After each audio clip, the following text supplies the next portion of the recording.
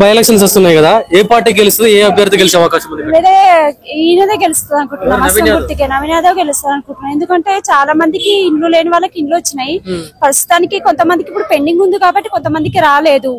ఇప్పుడు ration card కూడా చాలా మందికి వచ్చినాయి. బస్సు కూడా ఫ్రీ వచ్చింది. కాకపోతే ఇది కూడా రావాలి. ఇండ్లు మా లాంటి వాళ్ళకైతే రాలేదు. కొంతమందికి వచ్చినాయి, కొంతమందికి రాలేదు. మా సొంత కూడా రావాలి ఇండ్లు. ఎటువంటి నవీన్ యాదవ్ వ్యక్తిత్వం ఏంటిదనంటే ఏం చెప్తానంటే ఇప్పుడు ప్రస్తుతానికి అయితే మాకు వచ్చింది కూడా ఇప్పుడే కదా. ఆయన అయితే ప్రస్తుతానికి బాగానే వచ్చింది. ఆయన నుంచి అయితే మాకు కలిగింది, ప్రస్తుతం బాగానే వచ్చింది. ఇప్పుడు కూడా ఆయన వస్తేనే మాకు వస్తుందని కోరుకుంటున్నాం.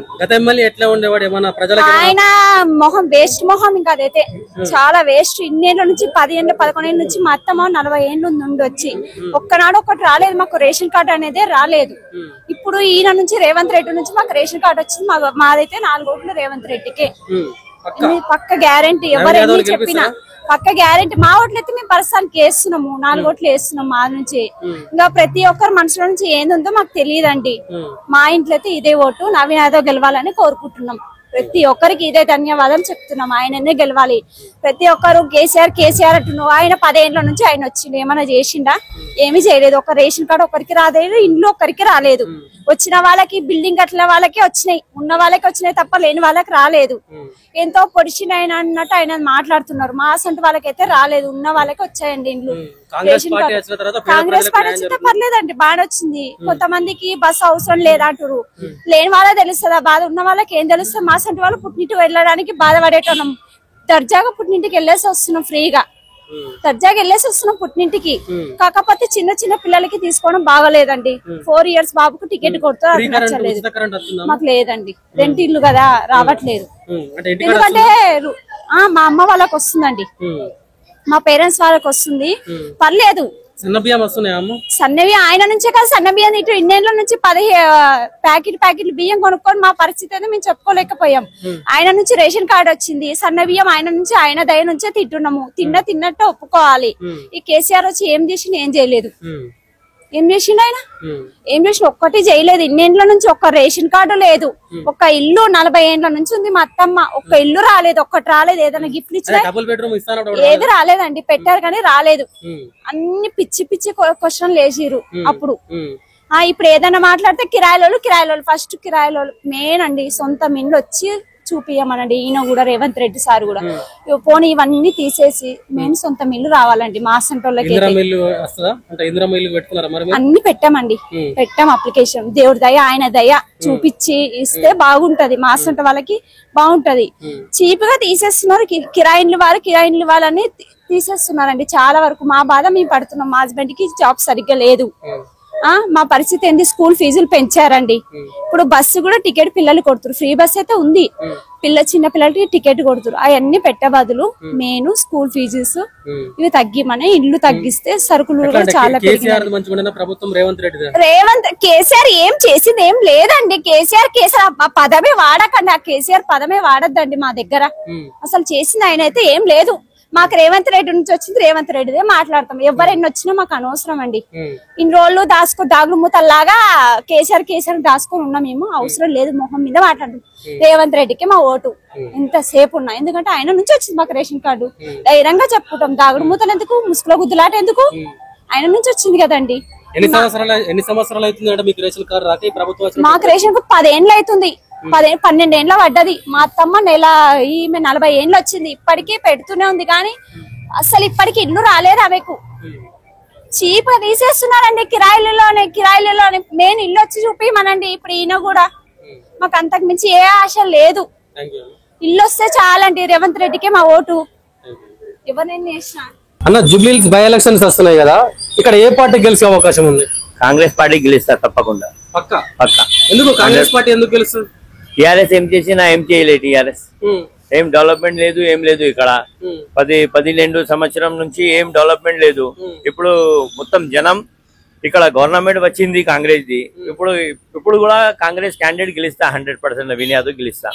మొత్తం జనం యూత్ ఉందా కదా, యూత్ మొత్తం నవీన్ యాదవ్ సపోర్ట్ లో ఉంది. చాలా మంది పేదలు కూడా, మహిళలు కూడా నవీన్ యాదవ్ సపోర్ట్ లో ఉంది. మొత్తం డివిజన్ లో కాంగ్రెస్ స్ట్రాంగ్ ఉంది. గవర్నమెంట్ కూడా కాంగ్రెస్ ఉంది. అందుకోసమే మొత్తం జనం కూడా గవర్నమెంట్ ఇది ఉంది, దానికి సపోర్ట్ చేస్తే మనకు డెవలప్మెంట్ అవుతాయని అట్లా ఉంది. సరే, ఇప్పుడు మీరు నవీన్ యాదవ్ గెలుస్తాడని చెప్తున్నారు కదా, అసలు నవీన్ యాదవ్ వ్యక్తిత్వం ఎటువంటిది? ఎవరికన్నా ఇక్కడ ఎవరికన్నా ఆపద వస్తే నవీన్ యాదవ్ వస్తాడా? 100% వస్తా నవీన్ యాదవ్, 100% వస్తా. ఎందుకంటే నవీన్ యాదవ్ మంచి పనులు కూడా చేసిన ఆయన, లీడర్ స్ట్రాంగ్ లీడర్ ఆయన. మంచిగా యూత్ కూడా ఆయనకి మంచి ఉంది, యూత్ లో కూడా ఆయనకి మంచి పేరుంది, బస్తీ కూడా మంచి పేరుంది. ఆయన ఒకసారి గెలవలేకుండా ఆయన పేరు మంచి ఉంది, ఒకసారి ఆయనకి అవకాశం ఇవ్వాలి అని జనంలో వచ్చేసింది.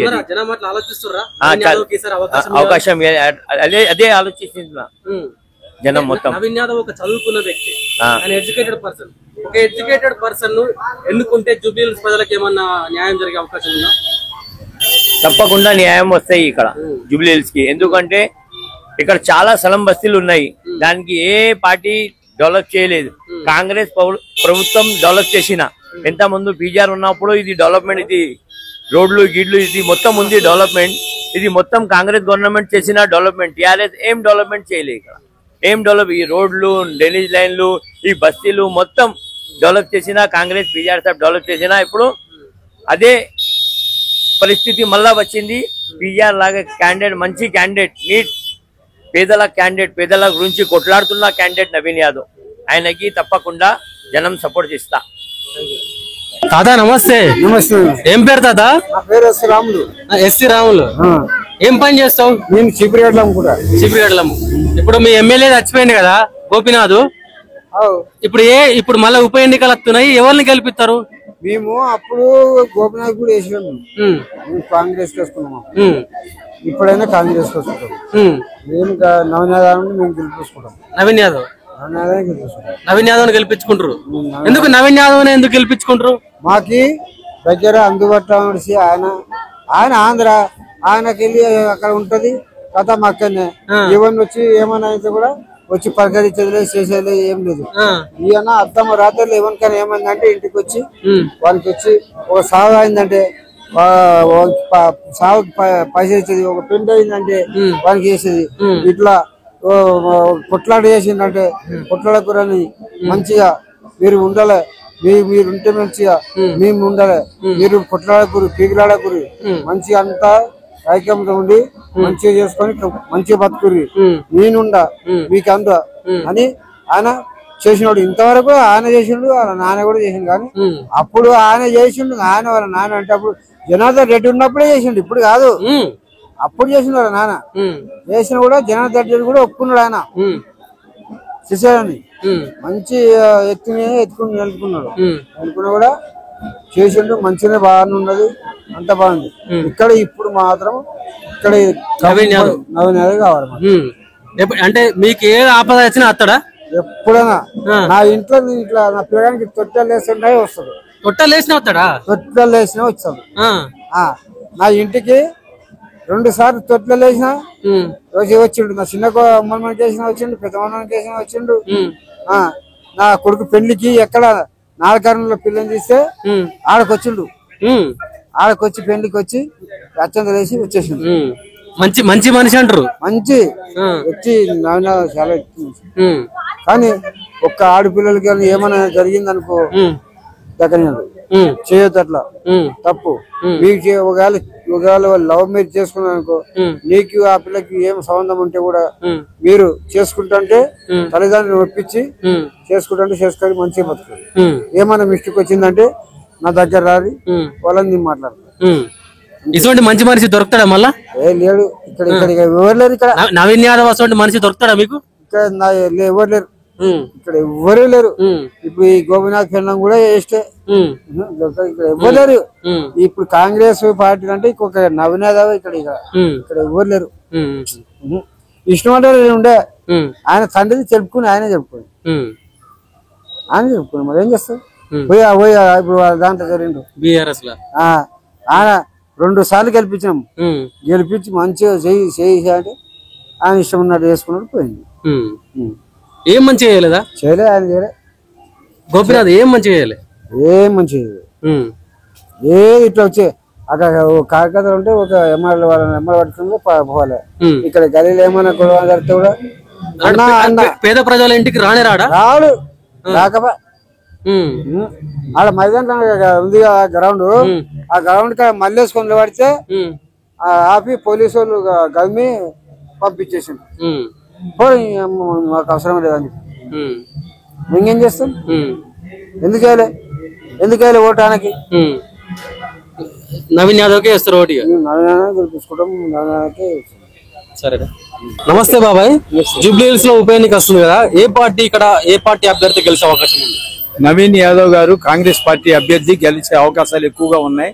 ఎందుచేత ఉన్నాయంటే ఇక్కడ అనాదిగా అంటే 50 ఏళ్ల నుంచి ఇక్కడ కాంగ్రెస్ చరిత్ర, కాంగ్రెస్ పాతుకుపోయింది కాబట్టి ఎక్కువ ఓటు బ్యాంక్ అనేది కాంగ్రెస్ లో ఉన్నటువంటి సీనియర్లు కానీ, ఇప్పుడు వస్తున్న తరం కానీ, ఇప్పుడు ఉన్న ప్రభుత్వం కానీ కాంగ్రెస్ పార్టీ యొక్క పథకాలను మెచ్చుకుని రాహుల్ గాంధీ గారి నాయకత్వంలో భవిష్యత్తులో రాబోయే తరానికి ఒక నాయకత్వం, ఒక జూబ్లీ చెక్ పోస్ట్ నుంచి ఆధునిక వ్యవస్థ అభివృద్ధి చెందుతుంది. భాగ్యనగర్ లో అంటే జూబ్లీ చెక్ పోస్ట్ లో ఉన్నటువంటి ఫిలిం నగర్ కానీ లేదా హైటెక్ సిటీలు కానీ ఇవన్నీ కూడా ఆధునిక వ్యవస్థలకి పునాది వేసుకున్నది ఈ జూబ్లీ చెక్ పోస్టే.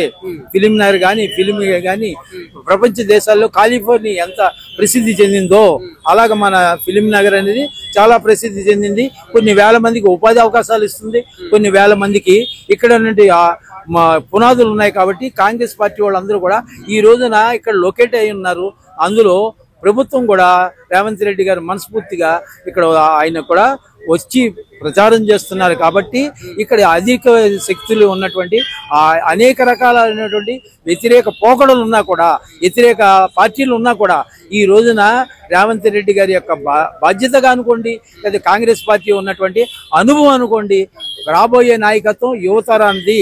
అందులో ఇప్పుడు మనం చూస్తున్నాం కదా, రాహుల్ గాంధీ నాయకత్వాన్ని రేవంత్ రెడ్డి గారు బలపరిచారు. ప్రపంచ దేశాల్లో మెజారిటీ కలిగినటువంటి కాంగ్రెస్ పార్టీ ఈ రోజున డేటా కూడా చెప్తుంది. ఆయన అన్ని కూడా చెప్పారు. కాబట్టి నవీన్ యాదవ్ గారు నెగ్గడానికి 100% వాళ్ళ ఇంత ముందు తరాలు కూడా నవీన్ యాదవ్లు అందరూ కూడా శ్రీశైలం వాళ్ళ తాలూకా వాళ్ళందరూ కూడా కాంగ్రెస్ పార్టీలో ఉండటం, ఇక్కడ మేమందరం కూడా, నేను టీచర్ని, సాంఘిక సంక్షేమ గురుకుల పాఠశాలలో పనిచేసా షేక్పేటలో, మేమందరం కూడా చూసాము. ఈ ఒక్క ప్రభుత్వాలు బయట ప్రభుత్వాలు 5 ఏళ్ళు 10 ఏళ్ళు పనిచేసి మాత్రం కాంగ్రెస్ పార్టీ సమూలంగా ఉన్నటువంటి వేళ్ళు ఊరుకుపోయింది. కాబట్టి ఈ వ్యవస్థను ఎవరో వచ్చి ఒక రోజుతో మార్చలేరు. ఛాలెంజ్ చేసి చెప్తున్నాం, మళ్ళీ చెప్తున్నాం, ఇక్కడ కాంగ్రెస్ పార్టీకి పూర్తి సపోర్ట్ ఉంది. కాబట్టి ఇంత మెజారిటీ కళ్ళ ముందరే కనబడిపోతుంది. లేకపోతే పక్క పార్టీల్లో చూస్తుంటే ఇంత మెజారిటీ కనబడతలా. ఇది నిత్యము సత్యము. ఎందుకంటే మహానది అయినటువంటి గంగా నది ఎంత పవిత్రంగా ఉంటుందో, ఎంతమంది చిన్న వాళ్ళు వచ్చి సమాజంలో మేము అవి చేస్తాం ఈ చేస్తాం అంటారు. ఎవరు చేస్తారు? ఇప్పుడు నేను సీఎం అవుతానని చెప్పి సీఎం రేవంత్ రెడ్డి గారు చెప్పి సీఎం అయ్యారు. ఇప్పుడు కూడా మీలో ఎవరైనా ఏ పార్టీ వాళ్ళైనా సరే నేను సీఎం అవుతానని చెప్పి బాహటంగా చెప్పి పబ్లిక్ డయాస్ మీదకి రమ్మనండి, మాట్లాడమనండి. అంతేగాని నేను అవుతానండి చెప్పడానికి కాదు. 36 నెలలు ఎవరైనా సీఎం అవుతారేమో కాగితం రాసిమ్మనండి, ఎవరు అవడం. ఎందుకంటే Revanth Reddy CM, Congress party CM. ఇక్కడ ఈ నాయకత్వాన్ని నవీన్ యాదవ్ రేపు నెగ్గిన తర్వాత కూడా కాంగ్రెస్ పార్టీలో వాళ్ళు. కాబట్టి ఇక్కడ ఉన్నటువంటి ఏ సమస్యని కూడా తీర్చడానికి అవకాశం ఉంటుంది. 100% చెప్తున్నాను. నేను సాంఘిక సంక్షేమ గురుకుల పాఠశాల ఇక్కడే చూశాను. కాబట్టి అనేకమైన పథకాలు అన్ని రకాల వాళ్ళు ఉన్నట్టు అన్ని సమాజంలో ఉన్నటువంటి అన్ని వర్గాల వాడికి ఈ రోజు రిజర్వేషన్ ఏవైతే అనుకున్నారో అన్ని రిజర్వేషన్లు కూడా అమలు జరుగుతున్నాయి. కాబట్టి ఎస్సీ బీసీ అన్ని కానీ అనేక వెనుకబడినటువంటి తరగతులకి ఫిజికల్లీ హ్యాండిక్యాప్డ్ కూడా ఈ రోజు పథకాలు అందుతున్నాయి. ఆ పథకాలు అందుతున్నాయి అంటుంటే నాకు ఇల్లు రాలేదు, నాకు చిన్న సమస్యలే. ఆ చిన్న సమస్యలు దగ్గరలో ఉన్నటువంటి కలెక్టర్ గారినో, దగ్గరలో ఉన్నటువంటి ఎమ్మెల్యేనో, దగ్గరలో బలమైన నాయకుడు ఉంటే మీ సమస్యలన్నీ కూడా తీరిని అందరూ కూడా చెప్తా ఉంటారు. ఇది నిత్యము సత్యము. కాంగ్రెస్ పార్టీ తప్పనిసరిగా విజయాన్ని సాధిస్తుంది అని చెప్తున్నాడు పివిఆర్ పాసం వెంకటేశ్వరరావు. గతంలో ఇక్కడ పీజేఆర్ ఉండే, జూబ్లీహిల్స్ గడ్డ కాంగ్రెస్ అడ్డాలు ఎక్కువ ఉండే. తర్వాత పీజేఆర్ తర్వాత ఇక్కడ గోపీనాథ్ గారు వచ్చారు, టీడీపీ నుంచి గెలిపోయింది, తర్వాత బీఆర్ఎస్ నుంచి. మరి అప్పుడు కాంగ్రెస్ పరిస్థితి ఏమైంది? ఇప్పుడు వర్షం వస్తుంది, వర్షం వచ్చినప్పుడు అది వర్షం పడుతూనే ఉంటది. అన్నంత మాత్రాన ఏదో చిన్న పార్టీలోకి వెళ్ళినంత మాత్రాన ఆ పార్టీ వాళ్ళు ఏం చేశారో వర్షం వెళ్ళిపోతుందో లేదో మీ అందరికి తెలుసు. అలా వర్షం ఎలాగ వెళ్ళిపోయిందో అలా చిన్న పార్టీలు కూడా వెళ్ళిపోయినాయి. ఈ బలమైనటువంటి వ్యవస్థ ఎప్పుడూ కూడా ఉంటుంది. పార్టీ చిన్న పార్టీ అంటారా? చిన్న పార్టీ. ఎందుకంటే మీకు అందరికీ తెలుసు కాబట్టి వాళ్ళు వచ్చారు 5 ఏళ్లలోనే డ్యాములన్నీ పగిలిపోవడం, పథకాలన్నీ పోవటం, అందరికీ అందకపోవటం, గురుకుల వ్యవస్థ మొత్తం నాశనం చేసి పడేయటం, బడ్జెట్ ని సరిగ్గా ఇవ్వకపోవడం వాళ్ళకి కొంతమందికి అందింది కానీ మిగతా వాళ్ళకి అందలా. వాళ్ళందరూ గొడవలు పెట్టుకుని ఆ కవిత గారు ఓ పార్టీ, కేటీఆర్ ఓ పార్టీ, అలా కేసీఆర్ గారు ఓ పార్టీ, వాళ్ళలోనే వాళ్ళకి ఇప్పుడు ఎవరున్నారు పార్టీ అంటే మేము అందరం కూడా చూస్తుంటే పాపం అందరి పేర్లు మేము చెప్పలేం కానండి. పబ్లిక్కి తెలిసిపోయింది, బాహాటంగా తెలిసిపోయింది. మేము అసలు ఏది చేయమని అవసరం. ఎవరైతే స్టాండర్డ్గా ఉంటున్నారో వాళ్ళకి ఖచ్చితంగా అవకాశం ఉంటుంది. వాళ్ళు అవకాశం అంటే అందులో లేని వాళ్ళకి ముందుగా వాళ్ళ నాయకులుగా ఉంటే, బలమైన నాయకులు ఉంటేనే వాళ్ళ సమస్యలు తీరుతున్నాయి. ఈ రోజున ఇందిరమ్మ ఇళ్ళు ఇస్తున్నారు, అనేక పథకాలతోటి పెన్షన్ ఇస్తున్నారు, అనేక పథకాలతో స్కూళ్ళు పెడుతున్నారు. గురుకుల వ్యవస్థలో ఆధునిక వ్యవస్థను తీసుకొచ్చి మేళవింప చేసి రేవంత్ రెడ్డి గారు గురుకుల వ్యవస్థను ఇంకా సమూలంగా మార్పులు చేస్తున్నారు. దానివల్ల అందరూ మెచ్చుకుంటున్నారు. అన్ని నియోజకవర్గాల్లో ఈ రోజున కాంగ్రెస్ పార్టీని బలపరుస్తున్నారు. అందుకని ఇంత బలమైన నాయకత్వాలు ఇక్కడ ఉన్నారు. జూబ్లీ చెక్ పోస్ట్ ఈ భాగ్యనగరంలో ఇంతమంది ప్రశాంతంగా బతుకుతున్నారు అంటే ఆదర్శమైనటువంటి జీవితాన్ని గడుపుతున్నారు, అందరికీ కనపడుతుంది. ఇది నిజము, ఇది సత్యము. ఇప్పుడు నవీన్ యాదవ్ ఎడ్యుకేటెడ్ పర్సన్ కదా, ఒక చదువుకున్న వ్యక్తిని, ఒక వెల్ ఎడ్యుకేటెడ్ వ్యక్తిని ఎన్నుకుంటే సమాజానికి జరిగే మేలేంటి? సమాజానికి ఎన్ని సమస్యలున్నా ఆ సమస్యలను నిర్మూలించుకుంటూ రాబోయే బడ్జెట్ ఎంత ఉంటుందో, వాళ్ళకి ఎంత వాటా ఉంటుందో, ఎంత మేరకు మనం అభివృద్ధి చేయొచ్చు అనేది అవగాహన ఉంటుంది. మెయిన్ అవగాహన, అండర్స్టాండింగ్ చదువుకున్న వ్యక్తుల వల్లే వాళ్ళ బడ్జెట్ ఆ బడ్జెట్ ని తీసుకురాగలరు. పైగా వాళ్ళకి సంబంధించిన పార్టీ ఉండటం వల్ల బడ్జెట్ అలాట్మెంట్ చేయించుకోగలరు, దెబ్బలాడగలరు అని వాళ్ళు ప్రూఫ్ చేస్తుంది, నిజం చేస్తుంది. అది ఎడ్యుకేటెడ్ వల్లనే జరుగుతుంది, అన్ఎడ్యుకేటెడ్ వల్ల జరగదు. అదే ముఠాతా గాదాలు ఉంటే అసలు జరగదు. ఒకే కుటుంబంలో 4 పార్టీలు ఏంటండి? ఒకే కుటుంబంలో 4 పార్టీలు కలవకుండా 4 పార్టీలు అంటే అది ఎవరు హర్షిస్తారు? కాంగ్రెస్ పార్టీలు అలాగే అనేక మంది నాయకులు ఉన్నారు, అందరూ కూడా కలిసిమెలిసి ఉన్నారు. ఈ రోజున అందరూ కూడా కాంగ్రెస్ పార్టీ అంటారు. అంతేకాని కాంగ్రెస్ పార్టీ వేరే పార్టీ కాదు కదా. సమస్యలు ఉన్నాయి కాబట్టి కాంగ్రెస్ పార్టీ అనేది ఒక సమూహం అయినటువంటి శక్తి, ఒక సమూలం అయినటువంటి వ్యవస్థ, బలమైన వ్యవస్థ. ఈ బలమైన వ్యవస్థలో ఉన్నటువంటి ఏదైతే వీళ్ళందరూ పోరాడుతున్నారో వాళ్ళు ఎవరు కూడా ఇక్కడ పెద్ద పార్టీలో ఒక నియమ నిబంధనలు లేదు కాబట్టి బయటికి వెళ్ళిపోతున్నారు. నియమ నిబంధనలకు ఎవరైతే కట్టుబడి ఉంటారో, రాజ్యాంగానికి కట్టుబడి ఉంటారో ఒకే వ్యవస్థలో ఉంటారు.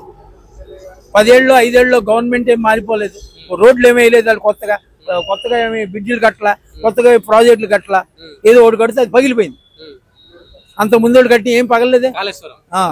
ఏదైనా మన అన్న పేరెంట్స్ చెప్పుకోవసలా వాళ్ళే ఆలోచించుకోవాలి. ఎవరికి వేస్తే పగిలిపోతున్నాయి, ఎవరు పోస్తే ఇరిగిపోతున్నాయి, ఎవరి కాళ్ళే పార్టీలు పెట్టేసుకుంటున్నారు. అలా కాదు. కాంగ్రెస్ పార్టీ అనేది బలమైన పార్టీ, 40 ఏళ్ళు 50 ఏళ్ళ నుంచి జరుగుతున్న పార్టీ. మీ సమస్య ఏది ఉన్నా కూడా నెరవేరుతుంది. అది నిత్యము సత్యము చదువుకున్నట్టు వ్యక్తులం కాబట్టి మేము ఆయన్ని కూడా సపోర్ట్ చేస్తున్నాం. ఈ భాగ్యనగరం అనేది భాగ్యవంతులకే కాదు, రాబోయే అనేకమైన పేద బడుగు బలహీన వర్గాలకి అందరికీ కూడా ఆదర్శవంతంగా ఉంటుంది. కాబట్టి నాయకత్వ లక్షణాలు ఉన్నటువంటి వాళ్ళు తప్పనిసరిగా మనం వాళ్ళని సపోర్ట్ చేయాలి. వాళ్ళు నిలబడతారు అనే నమ్మకం కూడా మాలో ఉంది.